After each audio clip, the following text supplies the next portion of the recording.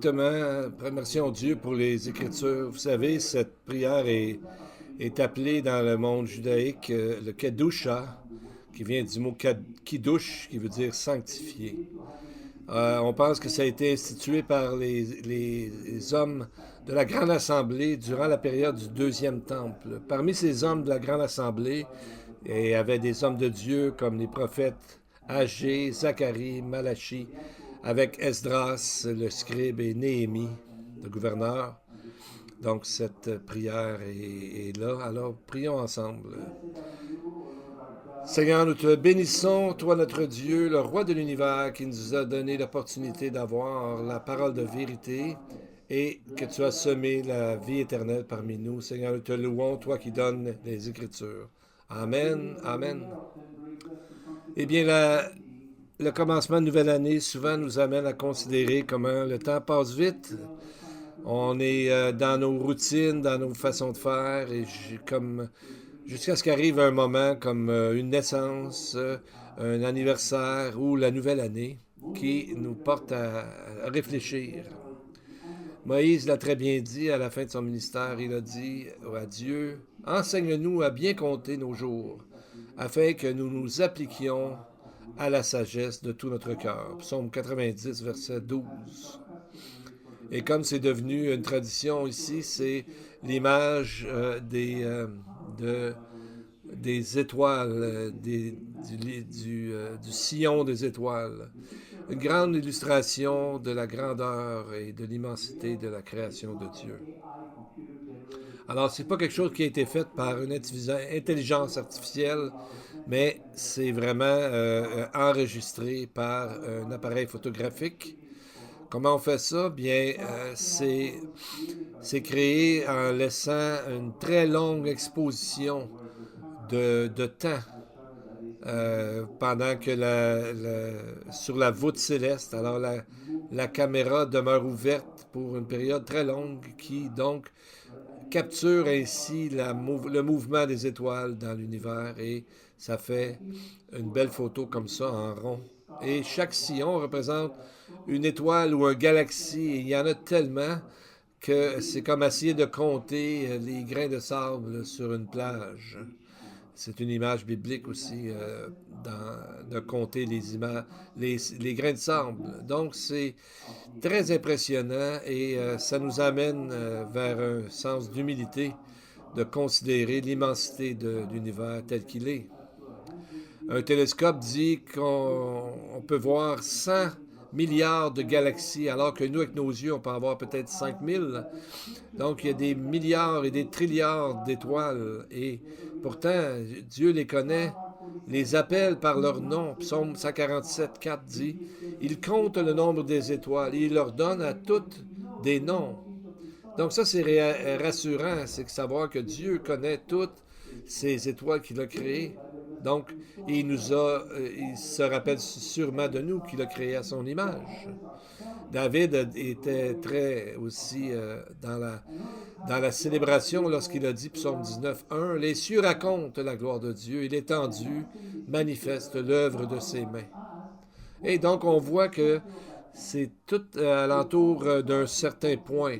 Et il y a un enfant qui peut demander, est-ce que c'est le ciel au milieu? Est-ce que c'est là que le ciel est? Ben, ça pourrait très bien être le cas. Salomon et Paul ont parlé de trois cieux. Le ciel atmosphérique, l'univers où les étoiles sont, et un troisième où est-ce que Dieu demeure. Salomon lui-même, lorsqu'il a construit le temple, a dit, 2 Chroniques 2.6, les cieux et les cieux des cieux ne peuvent te contenir. Qui suis-je pour te bâtir une maison, si ce n'est pour faire brûler des parfums devant lui? Donc, et Paul, dans 2 Corinthiens 12.2, dit qu'il est allé au troisième ciel. Mais s'il est allé au troisième ciel, comment qu'on peut aller là, de nous-mêmes? Pour vous donner une idée, l'étoile la plus près de nous, Proxima Centaure, ça prendrait à peu près 6300 ans de notre temps pour se rendre là avec la technologie que nous avons. Donc, oublions ça d'aller au ciel par nos propres moyens. Pourtant, la Bible dit que le Sauveur est le seul et unique qui est capable de nous emmener à travers cet univers où Dieu est, où Dieu demeure.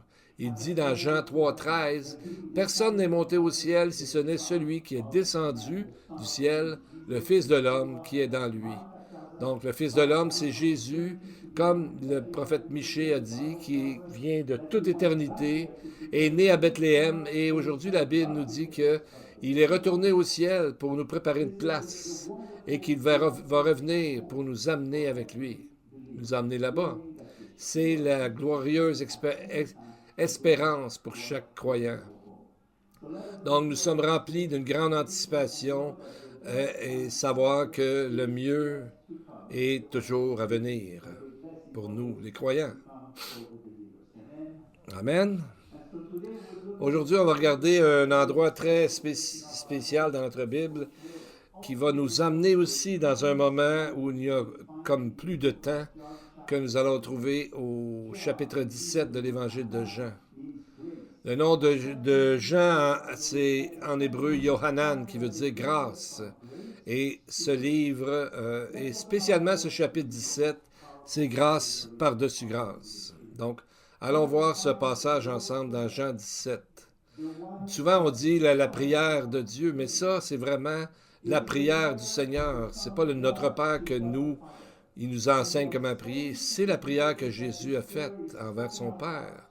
Et ses prières dans ces temps-là, et il l'a dit à haute voix devant ses disciples.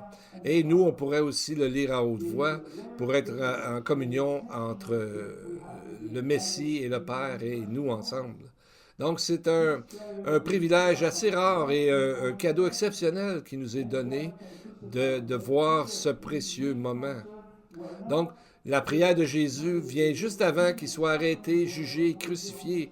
Mais ici, sa principale pensée concernait non pas sa grande souffrance qu'il était pour avoir, mais pour ses disciples, parce qu'il était pour les laisser maintenant, et il verse sur eux des promesses et des bénédictions. Et il nous mentionne, nous aussi. Regardez au verset 20 du chapitre 17.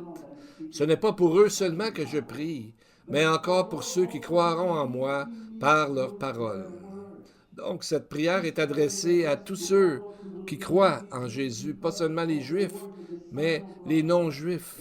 Il dit, c'est pas seulement pour eux, mais pour tous ceux qui croiront en moi. Donc, il parle de nous, les non-Juifs, comme les Juifs. Donc, notre berger prend tellement soin de ses agneaux, de ses brebis dont nous sommes, que sa prière était comme une grande préparation avant son départ. Il ne voulait pas que les disciples soient impatients ou désespérés, mais d'être remplis d'espérance, parce que lui s'en allait, mais il allait pour leur envoyer l'Esprit Saint, comme nous connaissons dans le texte biblique. Donc, c'est au moment ça commence cette histoire, cette belle histoire dans le chapitre 13 de Jean, où est-ce que Jésus dit qu'il mit le comble à son amour lorsqu'il s'est abaissé comme un serviteur pour laver les pieds des disciples. Donc, mis le comble, c'est jusqu'à la fin, complètement, même jusqu'à l'éternité, un peu comme le Père, sachant qu'il va laisser ses enfants dans un monde hostile. Et là, il leur donne des promesses. Il dit dans verset 1 du chapitre 14, « Ne laissez pas vos cœurs être troublés. » Il dit qu'il est en train de préparer une place sur mesure pour chacun de nous. Il dit au verset 2, chapitre 14 toujours, « Il y a plusieurs demeures dans la maison de mon Père. » Et au verset 3, « Je vais vous préparer une place. Je reviendrai et je vous prendrai avec moi. » C'est ce que Jésus est en train de faire à ce moment-ci. Il est toujours un charpentier, mais un charpentier divin qui prépare une maison pour nous. Et dans ce même chapitre, il nous donne un bel exemple de communication avec le ciel. Il nous dit ceci à nous, croyants, « Quoi que vous demandiez en mon nom, je le ferai. » Verset 13, chapitre 14. Il nous a donné ça pour qu'on comprenne combien la prière est puissante et jusqu'où ça peut aller. Ça peut aller jusqu'à toucher le cœur de Dieu. Donc, il nous dit que n'importe quand que nous prions, que nous parlons, il est là, qui nous écoute. Il prend soin de nous. Et ensuite, on arrive au chapitre 15, où est-ce qu'il y a une merveilleuse image, celle de la vigne. Il dit qu'il est le vignier et nous sommes, il, et nous sommes les branches. Il est le cep. Comme il dit dans le verset 7, chapitre 15, « Si vous demeurez en moi et que mes paroles demeurent en vous, demandez ce que vous voudrez et cela vous sera accordé. » Donc, nous avons de la puissance, nous avons un encouragement très fort ici, que lorsque nous prions, il répond selon ses promesses. Ensuite, au chapitre 16, il nous rappelle que même s'il est physiquement loin, spirituellement, il est toujours avec nous à travers son Esprit Saint. Et il nous donne cette grande promesse au verset 16, au verset 13 du chapitre 16. « Quand le Consolateur sera venu, l'Esprit de vérité, il vous conduira dans toute la vérité. » C'est une magnifique promesse de la présence de l'Esprit du Seigneur, car l'Esprit du Seigneur est appelé l'Esprit du Messie dans Romains 8, 9, 1 Pierre 1, 11. Donc l'Esprit Saint est aussi l'Esprit du Seigneur, Jésus. Et dans tous ces chapitres de préparation, on arrive au chapitre 17, où il nous amène, on pourrait dire, un voyage interstellaire et où le temps n'existe plus. Ce chapitre 17 est comme la cerise sur le sundae, comme on dit, ou le chou sur le cadeau. Une touche parfaite de grande démonstration d'amour. Donc, il dit, ça prend peut-être 5 minutes à lire ça sur la surface. Mais un enfant peut lire ça en quelques minutes, mais il contient des choses très profondes, même que des choses qu'on a de la misère à comprendre 2025 ans après. À un moment donné, ces mots transcendent le temps et l'espace. Parce que Jésus parle comme s'il était déjà mort et ressuscité. Cette prière, on l'appelle la prière sacerdotale du souverain sacrificateur. Pourtant, Jésus n'est pas encore arrivé à cette position-là. Lorsqu'il prie, il n'est pas encore mort et assis à la droite de Dieu après avoir ressuscité. Il dit, par exemple, au verset 5, il parle où il était avant la création même de ce monde. Il prie ainsi. « Maintenant, toi, Père, glorifie-moi auprès de toi-même de la gloire que j'avais auprès de toi avant que le monde fût. » Mais c'était comment avant la création? Ce verset-là est un des rares qui nous projette dans l'éternité passée, où est-ce que Jean m'a dit dans son évangile, chapitre 1, verset 1, la parole était avec Dieu et la parole était Dieu. Donc c'est un concept impossible à comprendre, excepté par la foi.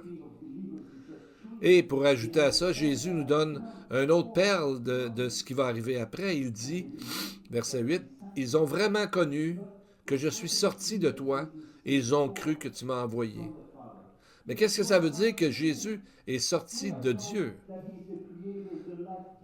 Jésus n'a pas été créé. La Bible nous dit qu'il est le Créateur et celui qui donne la vie, dans le premier chapitre de Jean, entre autres.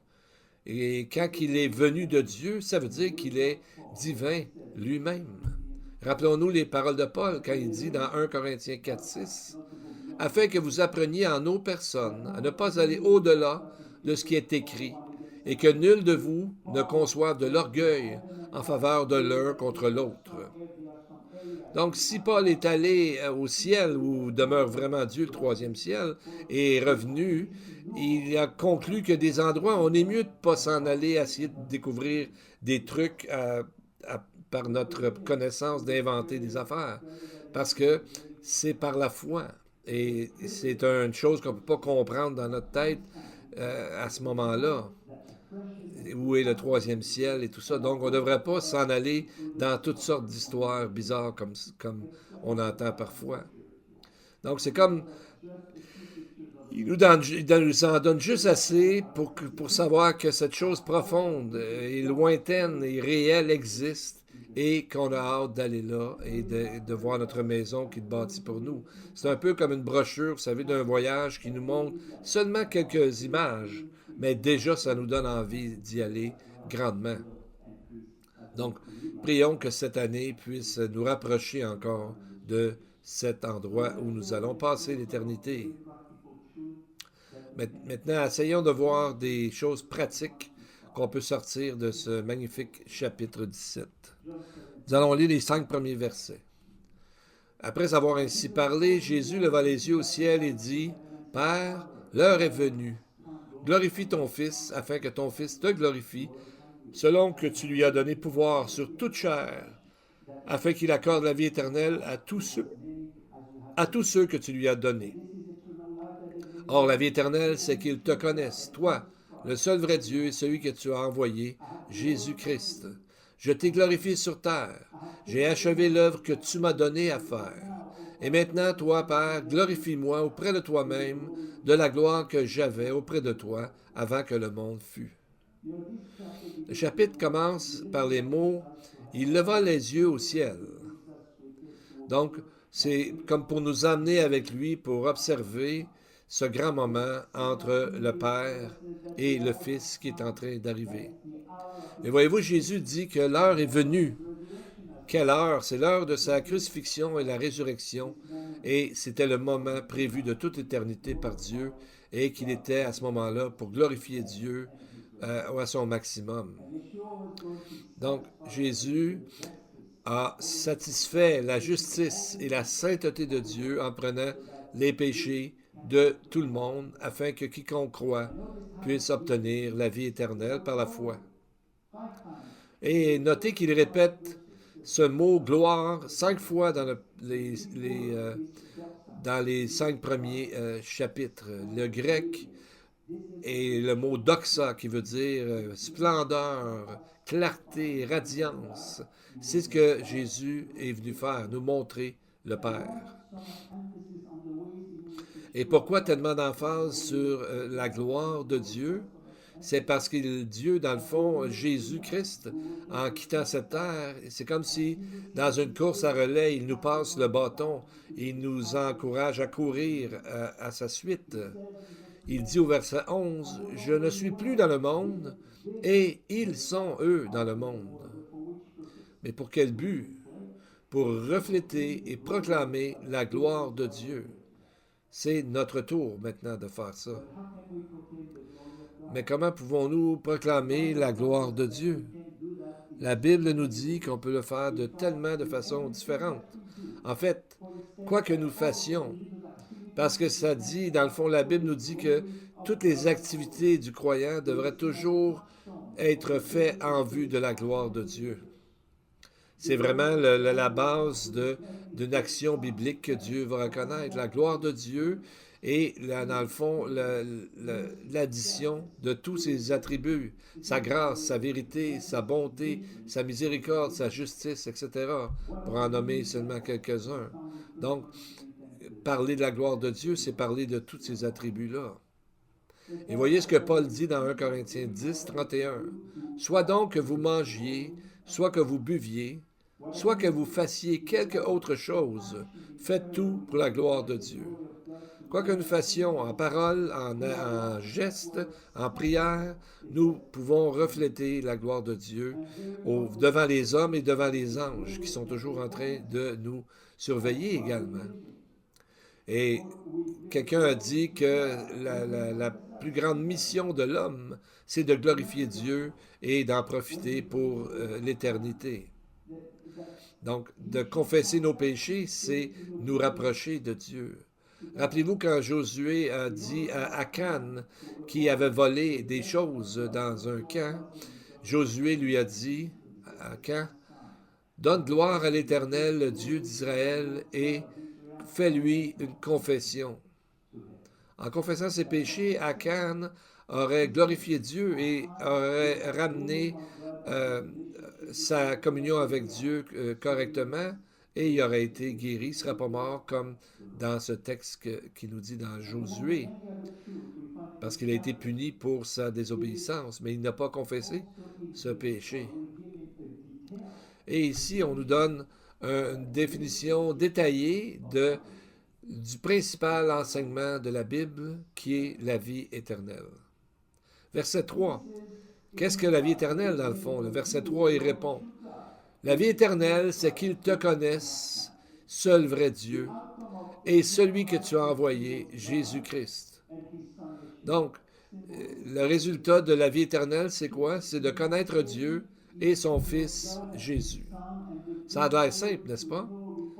C'est pour ça que Jésus dit qu'il faut être comme un enfant pour croire, parce que c'est simple.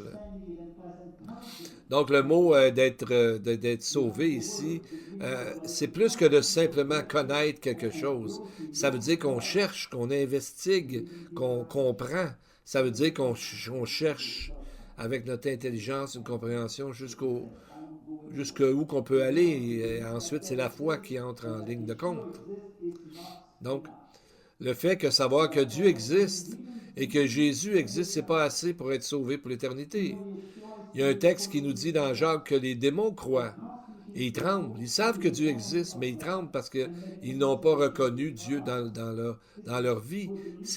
On parle des anges qui se sont rebellés contre Dieu. Donc, de connaître Jésus et de vivre selon ses préceptes et de constamment grandir dans la connaissance de Dieu. Et donc, ça devrait normalement faire beaucoup de changements dans nos vies. Et on voit que la parole de Dieu est vraiment importante parce qu'on le retrouve à 6 fois dans ce texte. Il dit de garder sa parole. Jésus a dit au verset 6, j'ai fait connaître ton nom aux hommes que tu m'as donnés du milieu du monde. Ils étaient à toi et tu me les as donnés. Et ils ont gardé ta parole. Ça, c'est la marque d'un vrai croyant. Une personne qui garde sa parole. Il ne fait pas juste dire qu'il croit en Dieu, mais qui garde sa parole, qui vit selon les préceptes de Dieu, les commandements de Dieu. Le mot en grec, c'est tereo, qui veut dire d'observer, de garder, de protéger. C'est un indicatif actif dans le verbe en grec. Ça veut dire c'est quelque chose qui a été fait, mais qui est encore en train d'être fait. Toujours, toujours, parce qu'à la fin, on n'a jamais fini de grandir dans le Seigneur. C'est une tâche éternelle qu'on est en train de commencer déjà ici sur Terre. Donc, on a la définition de la vie éternelle et la façon de l'obtenir. Et c'est au verset 8 qui nous est dit le cadeau du salut. On va essayer de voir le progrès dans la manière dont c'est écrit. Verset 8.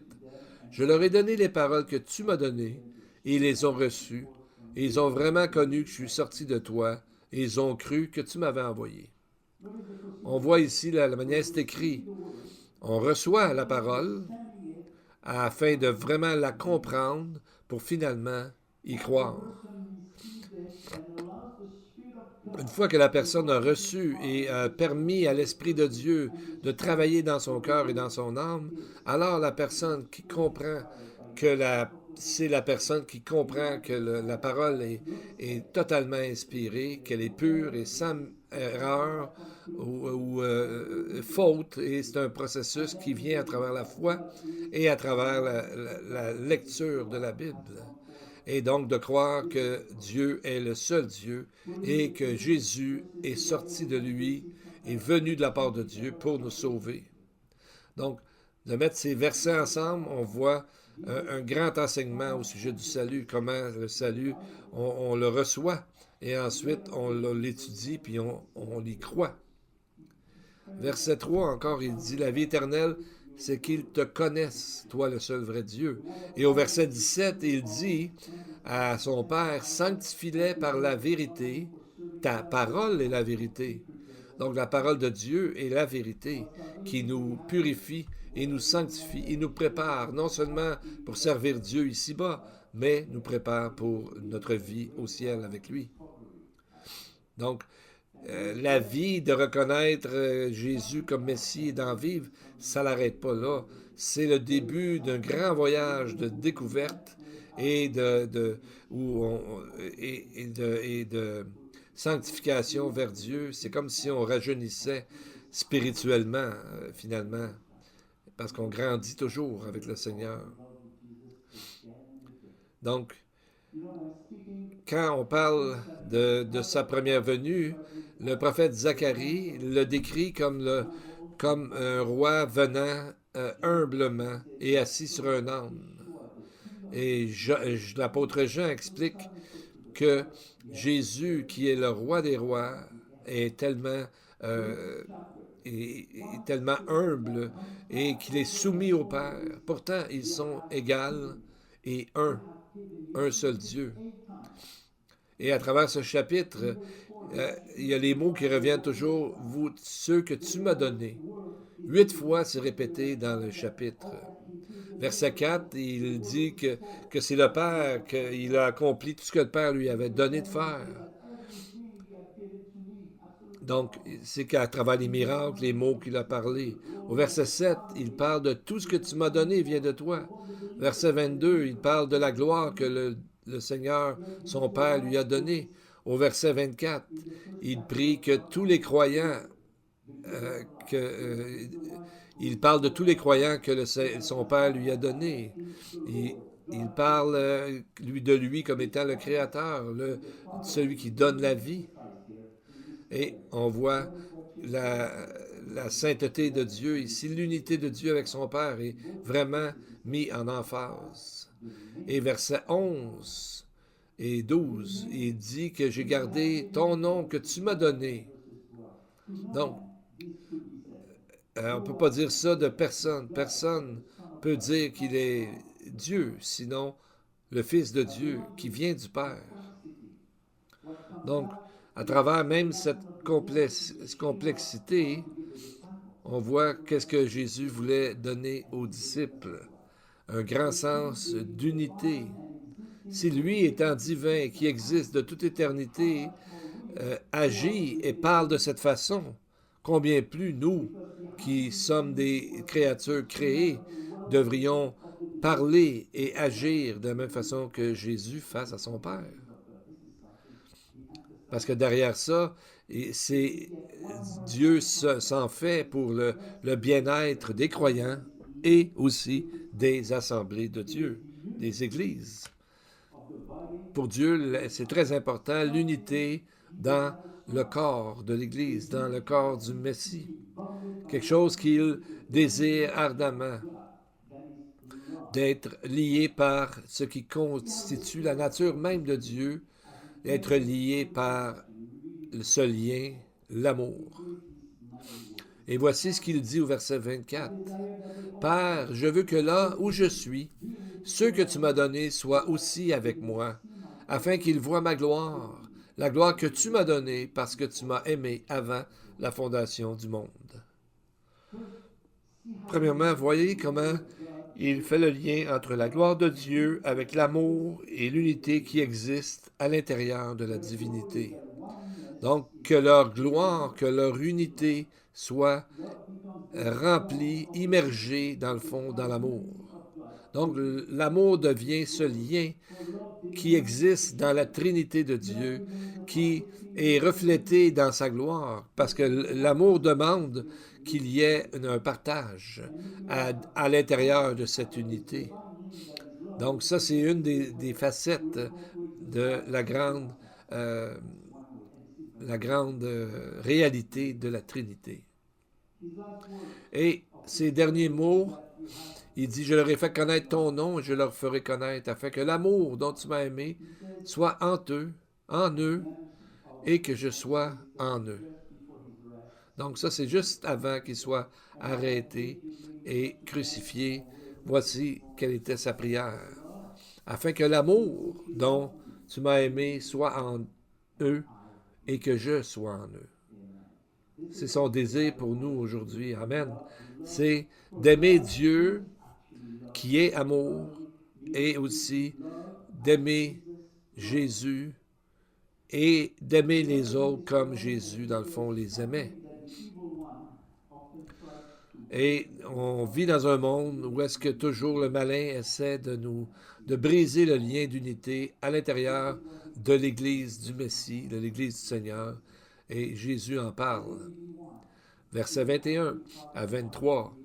Afin que tous soient un, comme toi, Père, tu es en moi, et comme je suis en toi, afin qu'eux aussi soient un en nous, pour que le monde croie que tu m'as envoyé. Verset 23, moi en eux et toi en moi, afin qu'ils soient parfaitement un.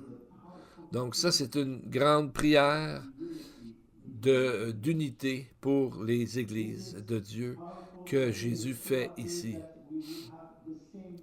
C'est la prière de Jésus, c'est que nous ayons la même unité d'esprit et d'action que lui-même a avec le Père. L'unité à l'intérieur de la Trinité est un lien d'amour, donc devenant un modèle, un exemple pour l'unité que nous devons avoir, nous les croyants. Chacun est égal, mais chacun a une fonction, un travail et un ministère. Rappelons-nous les mots qu'il a dit, afin que tous soient un comme toi, Père, tu es en moi, et comme je suis en toi, afin qu'eux aussi soient un en nous. Donc, on sait aussi que le tabernacle que Moïse a construit, c'était une copie de ce que Dieu lui avait montré, donc une copie de notre endroit que nous allons vivre au ciel. Dans cette nouvelle ère, les croyants deviennent, dans le fond, une copie de l'unité de Dieu au ciel. Il dit, afin que le monde croie que tu m'as envoyé. Donc, ça, c'est notre grande mission que Dieu nous donne, de ressembler de plus en plus à Jésus chaque jour. Et tellement c'est important, il veut nous montrer que nos valeurs devaient être différentes de celles du monde, qu'il en parle de façon différente 18 fois dans le chapitre 17. Et il nous dit que nous ne sommes pas de ce monde, verset 6. Verset 16, verset 14 aussi, qui nous a amené, il nous amène hors de ce monde. Il nous dit aussi que le monde va nous haïr, va nous détester, verset 14. Mais de ne pas se conformer à ce monde, à ce système du monde, verset 16. Et pourtant, nous sommes envoyés dans ce monde pour bénir ce monde, verset 18. C'est ça notre mission. Ici, on a souvent le mauvais côté des choses difficiles, mais notre mission est de faire ça, de refléter la gloire de Dieu dans ce monde.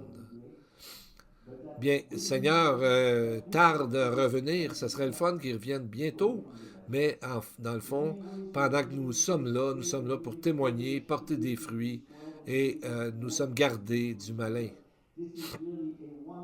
C'est vraiment un grand et unique privilège d'être dans ce monde et d'être capable de travailler, produire des fruits, parce que c'est vraiment une opportunité qui arrive une seule fois. Ensuite, nous serons dans l'éternité.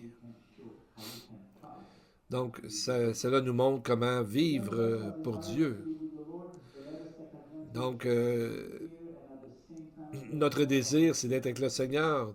Prenons donc avantage d'être ensemble, de prier ensemble, de se rencontrer ensemble, mais donnons toute la gloire à Dieu et souhaitons que cette année à venir soit une année de récolte et d'un réveil parmi nous.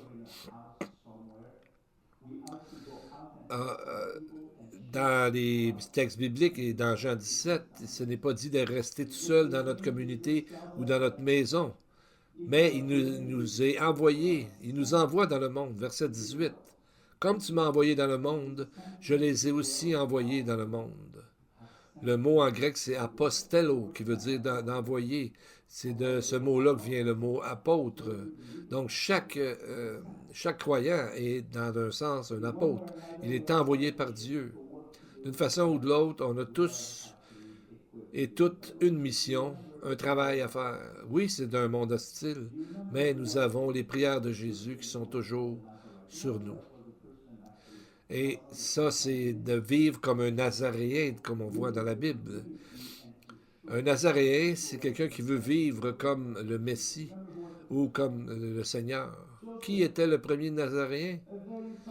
C'était Joseph, dans le fond. Joseph s'est mis à part pour Dieu. Pourtant, il était une personne très publique. Il était le premier ministre de l'Égypte. Mais il est demeuré totalement dévoué à Dieu. Donc, le Nazaréen dans le livre des Nombres. Et le croyant, ça représente le croyant aujourd'hui qui, même s'il travaille dans un travail séculier dans le monde, dé- dédie sa vie au Seigneur et expérimente de grandes joies. Et en même temps, il se prépare à un futur éternel magnifique. Donc, ça devrait être la réponse normale d'un croyant envers toutes les bénédictions que Dieu nous donne. Donc, il y a une chose qu'on n'a pas vue encore, une chose qu'on discute au début du texte. Quelle est l'intention et le but de cette prière? En fait, Jésus nous dit que nous sommes tous invités à écouter sa prière parce qu'il s'adresse à Dieu. Au verset 13, il dit, et maintenant je vais à toi, et je dis ces choses dans le monde, afin qu'ils aient en eux quoi? Ma joie parfaite. Je dis ces choses. Donc tout ce qu'il a dit jusqu'au verset 13, il nous dit que maintenant il nous a donné la vie éternelle à travers la connaissance de Dieu et du Messie. Il nous dit qu'il nous a donné sa parole afin de nous protéger et de nous sanctifier. Et il nous a donné une protection totale sous le nom de Dieu et de Jésus. Donc, toutes ces choses peuvent se traduire en un seul mot, joie, dans une grande joie. On comprend que ce n'est pas toujours facile d'expérimenter une telle joie à travers les difficultés, mais ce qu'on apprend ici, c'est qu'elle est toujours là, cette joie, toujours disponible pour nous. Et le but, c'est comme de l'encens qui sort et qui, dans le fond, nous donne une assurance de notre destinée éternelle et la protection totale que nous avons en Dieu. Et le mot joie en grec, c'est le mot chara, d'où vient le mot charismatique, ou avoir du charisme. Donc, quelqu'un qui est charismatique, on est attiré vers cette personne pour une raison ou une autre. On aime ça être avec ces gens-là parce qu'il y a une joie qui est là. Et c'est comme ça que les croyants doivent être, dans ce sens, charismatiques et d'aider les autres à travers leur vie et aussi dans l'évangélisation, de leur expliquer qui est le salut et qui est Jésus. Vous savez, c'est une prière qui est là pour nous. Il nous dit des choses. Euh, il nous a donné la vie éternelle, versets 1 à 3. Deuxièmement, nous avons reçu et gardé sa parole, versets 6 et 8. Voici. Une autre chose que Jésus dit au sujet des croyants, c'est que nous connaissons et savons qu'il est venu de Dieu et qu'il porte son nom. Aussi que Jésus est glorifié en nous, c'est une grande responsabilité. Verset 10. Cinquièmement, il nous dit que nous ne sommes pas de ce monde. Verset 14, 15, 16. Que le monde va nous haïr parce que nous voulons garder les valeurs de Dieu. Verset 14. Et aussi que le croyant est toujours gardé pour l'éternité, car il dit, je les ai gardés et personne n'a péri sauf le fils de la perdition. Et cette chose pour lesquelles il a prié pour nous, afin que nous soyons sanctifiés, séparés, que le monde verra l'amour de Dieu à travers nous, verset 24.